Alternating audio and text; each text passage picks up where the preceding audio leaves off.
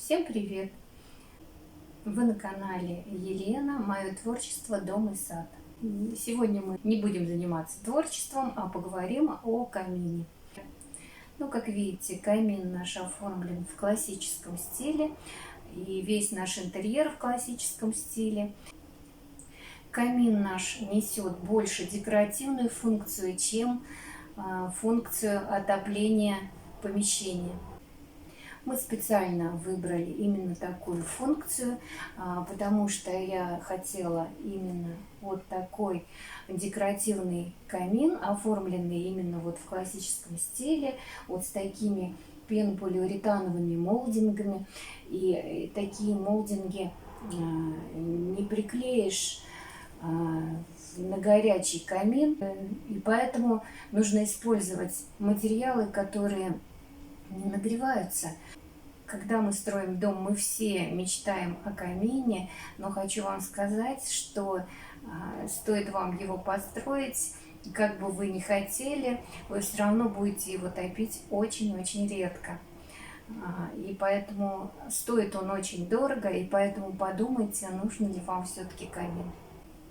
А для того, чтобы построить вот такой вот камин, конечно же, мы сначала сами купили топку. Топки бывают, конечно же, разных размеров. Наша топка довольно-таки большая, ее вот ширина 80 сантиметров и высота 60 сантиметров.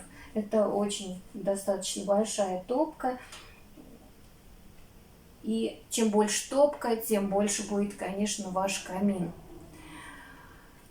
Поэтому, значит, топку мы купили заранее. Топка у нас чугунная. Поверьте, она очень-очень тяжелая. Ее вот на подъемном кране на крылечко поставили. И потом несколько мужчин перекатывали такими по бетонному полу. Конечно же, мы пригласили специалистов, чтобы правильно установили топку, дымоход. Специалисты сразу спросили, какой нам нужен камин, декоративный или для обогрева помещения. Мы выбрали декоративный, поэтому было принято решение облицевать камин, портал камина и дымоход с помощью плит силиката кальция. Это теплоизоляционные такие плиты, из которых можно вполне собрать короб. Естественно, там под коробом из профилей собрали сначала каркас, потом по каркасу на саморезы устанавливаются вот эти плиты силиката кальция. Силикат кальция, еще раз повторюсь, что мы выбрали для того, чтобы можно было приклеить пенополиуретановые вот эти изделия, потому что на горячие их не приклеишь, они не будут стоять. Даже при топке целый час камина вот эти вот, сам короб, сам камин нагревается, слегка только нагревается, и поэтому все, что приклеено на каучуковый клей здесь, все прекрасно держится, ничего не отпадает, нигде никаких трещин не возникло, в общем-то. Поэтому и собрали его из плит силикат кальция. Опять же, из соображений пожарной безопасности. Повторюсь, топка у нас чугунная, а дымоход, мы выбрали дымоход «Вулкан». Первый раз его растопили. Торжественный запуск. Да. Это мечта всей жизни осуществляется. Камин в собственном доме.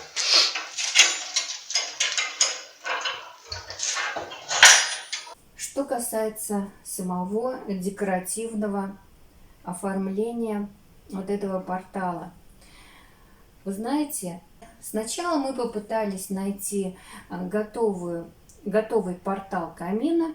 Такие продаются. Они есть мраморные, там каменные и вот пенополиуретановые. И, конечно же, под размер нашего камина, нашего короба ничего не подошло. не нашли, к сожалению, расстроились. Потом я поговорила со специалистами, которые, где продаются пенополиуретановые изделия, молдинги вот во всем доме у нас. Там же, где мы купили вот эти все молдинги, специалист Катерина очень мне помогла. Мы с ней подобрали по картинке, примерно подобрали, какие нам понадобятся для украшения изделия, и заказали их. Ну, тут вот такая панель, вот сверху панель, вот эти вот, не знаю, как они правильно называются, ноги, да, у камина, вот две ноги, они 2-метровые, вот эти 2,5 метра изделия, и мы посчитали, что вроде бы как бы нам хватает, и заказали. И когда мы попытались найти специалистов, которые бы нам обрамили камин, мы их не нашли. Представляете? Ну, никто либо не хочет, либо берет очень-очень дорого. И поэтому на свой страх и риск мы с мужем вдвоем решили оформить его самостоятельно. Взяли в прокате такую пилу, которая под 45 градусов и не под 45 градусов распиливает ровно-ровно. И тщательно отмерив, как говорится, 7 раз, мы распилили вот эти вот длинные панели. Вот столешница, вот тут вот панели, они, видите, разных размеров. Нужно было тщательно все это измерить, чтобы это же приклеивается еще на короб, который там вот был, и не ошибиться. В общем, очень-очень было страшно, но, в общем-то, мы справились. Ведь если бы мы ошиблись в одном хотя бы сантиметре, представляете, все было бы на смарку. Я не знаю, что бы мы так-то делали. Скорее всего, пришлось бы заново заказывать вот эти панели. А поверьте, они стоят недешево. Так что, ну, а как приклеить? Каучуковый клей и стыковочный клей. Очень хорошо все приклеивает. А также местами вот на большие, вот на эти вот тяжеленькие изделия. Здесь мы даже не вижу где. Здесь, по-моему, да, сажали на саморезы их, чтобы они крепче держались. А потом что-то мы еще на саморезы. Вот эти вот, да, вот эти панели на саморезы. Потом здесь же вот тут вот одна панель, здесь другая панель. Здесь потом эту щель мы замазывали специальной шпаклевкой тоже. И видите, так вот не видно. Все замечательно у нас получилось. Поэтому я думаю, если не торопиться и хорошо все продумать, можно сделать, в общем-то, такой портал и самим. И вышел он нам, вот этот весь портал, вот этот нижний красивый, он нам обошелся где-то, наверное, в 13 тысяч. А представляете, порталы готовые стоят ого-го, как дорого. Там в несколько раз дороже. Поэтому можно, в общем-то, и самим собрать. Также вот здесь вот я собираюсь еще декоративный элемент сделать, розочки.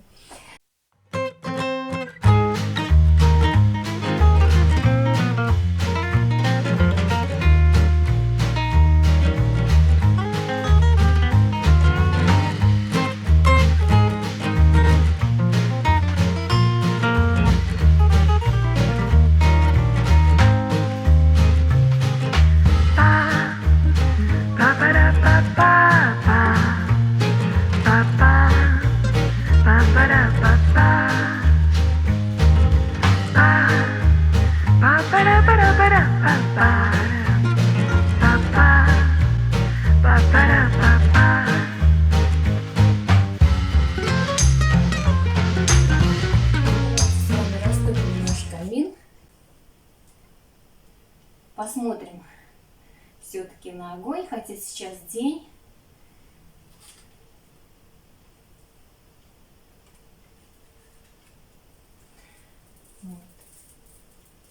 Сразу дверь топки не закрывается, дым сюда не выходит.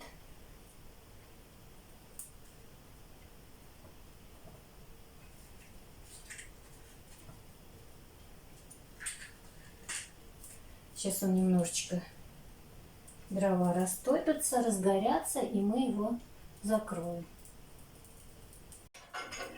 Ну вот мы растопили камин. И, пожалуйста, красота.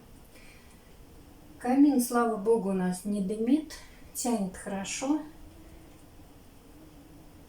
Сегодня вот ветер, слышно завывание ветра, слышно потрескивание.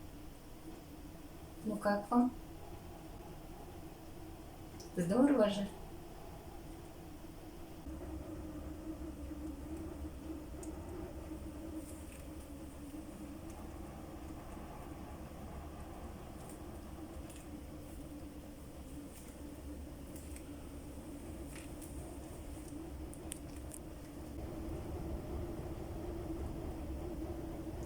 Добавлено позолота.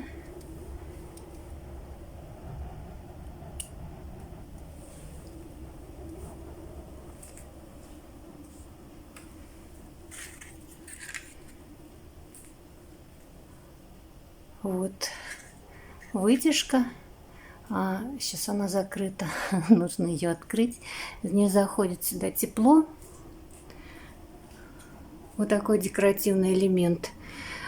Я уже говорила, мы посадили на саморезы. И вот тут вот подштукатурили и покрасили. Тоже выполнено своими руками. Покрасили, покрыли позолотой. Итак, дорогие друзья, с вами прощаюсь. Желаю всем вам удачи, здоровья, мира и уюта в доме.